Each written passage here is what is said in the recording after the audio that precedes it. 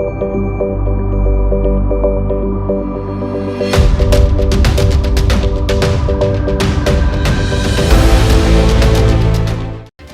आप देख रहे हैं दी एंगल। मैं हूं आपके साथ एकता राठौर। चलिए नजर डालते हैं इस वक्त की सुर्खियों पर। पुंछ के डोरी धूप में आतंकियों और सुरक्षा बलों के बीच मुठभेड़, एक आतंकी ढेर, 2 से 3 आतंकी छिपे होने की आशंका। मुख्यमंत्री अशोक गहलोत का संवेदनशील फैसला। कुन्नूर हादसे में जान गंवाने वाले स्क्वाड्रन लीडर कुलदीप सिंह के परिवार को 1 करोड़ रुपए की मदद। कांग्रेस की महंगाई हटाओ महारैली खत्म, भाजपा की बयानबाजी शुरू। प्रदेश प्रवक्ता रामलाल शर्मा ने कहा, हिंदू हिंदुत्व को अलग कर पाना मुश्किल। जयपुर हेरिटेज नगर निगम ने बीवीजी कंपनी को दिया अल्टीमेटम, 15 दिन में सफाई व्यवस्था ठीक नहीं हुई तो दिखाएंगे बाहर का रास्ता। जम्मू कश्मीर के पुंछ जिले के डोरी धूक में सुरक्षा बल और आतंकियों के बीच मुठभेड़ जारी। इसमें अब तक सुरक्षा बलों ने एक आतंकी को मार गिराया है। हालांकि मारे गए आतंकी की शिनाख्त नहीं हुई है। पुलिस, सेना और सीआरपीएफ की संयुक्त टीम ने इस ऑपरेशन को अंजाम दे रही है। इलाके में आतंकियों के छिपे होने की सूचना पर तलाशी अभियान चलाया गया। इस दौरान छिपे हुए आतंकियों ने फायरिंग शुरू कर दी,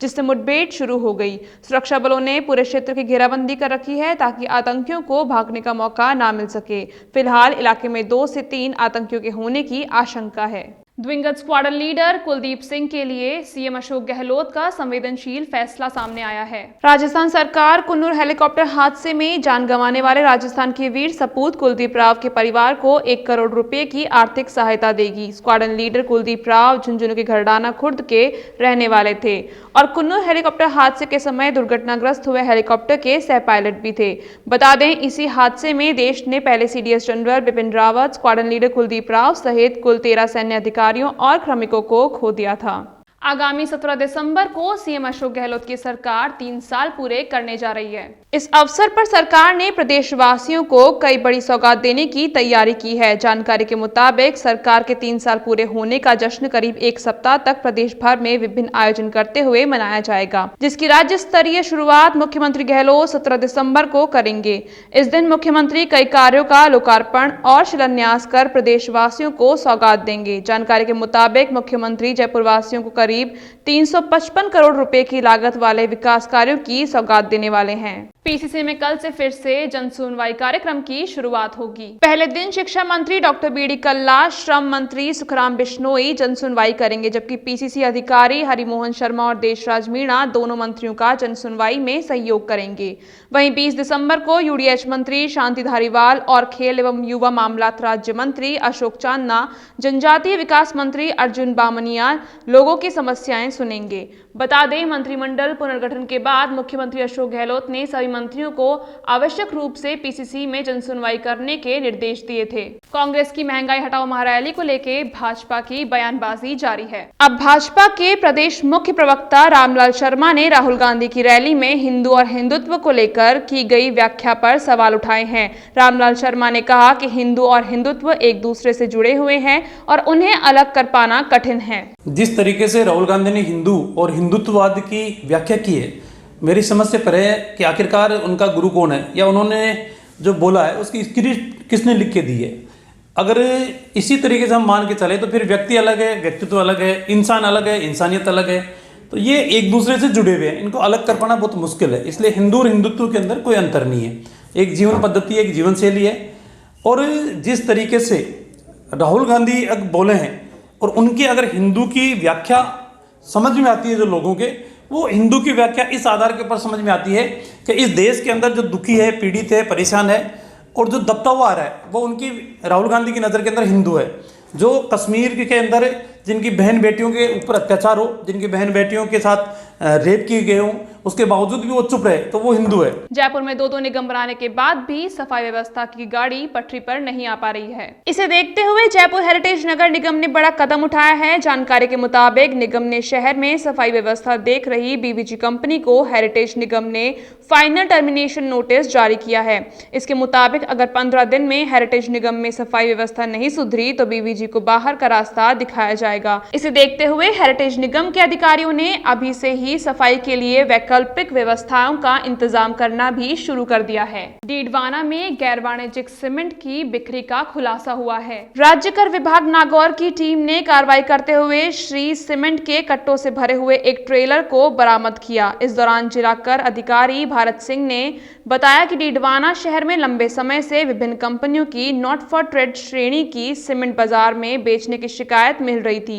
इसी के तहत विभाग को सूचना मिली कि श्री सीमेंट की नॉट फॉर ट्रेड की सीमेंट खुले बाजार में बेचने के लिए ट्रेलर में सीमेंट के कट्टे भरकर डीडवाना लाया गया है। इस पर कर विभाग की टीम ने कार्रवाई करते हुए सीमेंट से भरे ट्रेलर को नागौर रोड रेलवे फाटक के समीप बरामद कर लिया। नॉन ट्रेड जो सीमेंट है उसकी कई शिकायतें हो रही थी कई दिनों से, तो उससे संबंधित ये गाड़ी निरुद्ध की गई है और इसमें नॉन ट्रेड का माल है और इसका वेरिफिकेशन के लिए निरुद्ध किया गया है अभी और डॉक्यूमेंट पूरे जांच किए जाएंगे, माल से संबंधित जो भी डॉक्यूमेंट है उनका, और फिर वेरिफिकेशन के बाद में कार्रवाई जो है नियमानुसार की जाएगी। लाडनू थाना क्षेत्र में 5 दिन पहले गायब हुए नाबालिग बच्चे का शव उसी गांव में मिला है। इससे पूरे गांव में सनसनी फैल गई। जानकारी के अनुसार लाडनू थाना क्षेत्र के गांव से 8 दिसंबर को एक बच्चा गायब हो गया था, जिसकी गुमशुदगी की रिपोर्ट परिजनों ने लाडनू थाने में दर्ज करवाई थी। वहीं परिजनों ने बताया कि बच्चे के घर से गायब होने की घटना के बाद परिजनों के पास फिरौती मांगने को लेकर एक कॉल आया था। इसके बाद नागौर एसपी अभिजीत सिंह के निर्देशन में लाडनू थाना अधिकारी ने अलग अलग टीमों का गठन किया और साइबर एक्सपर्ट की मदद से इस मामले का खुलासा कर दिया। जानकारी के अनुसार मृतक के चचेरे भाई ने ही फ्री फायर और पबजी खेलने के दौरान हुई किसी बात को लेकर अपने भाई की गला दबाकर हत्या कर दी थी। थाने पर एक बालक की गुमशुदगी होने की रिपोर्ट आई थी, जिसमें मुकदमा हमने दर्ज किया। 2 टीमें बना करके इस बालक का पता लगाने के लिए काम शुरू किया था। दूसरे दिन हमारी जानकारी मिली कि बालक जो गुम हुआ उसके चाचा के पास सोशल साइट्स के थ्रू एक थ्रेटिंग आई है कि आपका बच्चा सुरक्षित है, दिल्ली है और आप इसको सुरक्षित चाहते हो तो 5 लाख रुपए फोन पे के थ्रू हमें दिए जाए। हमें पहले तो लगा कि कोई फ्रॉड भी हो सकता है कि सोशल साइट पे बच्चे की गुम होने की बात सब जगह मैसेज जा चुका है तो कोई फ्रॉड भी कर सकता है, लेकिन इसकी गंभीरता भी थी कि इसके गंभीर परिणाम हो सकते हैं और ये सही भी हो सकता है।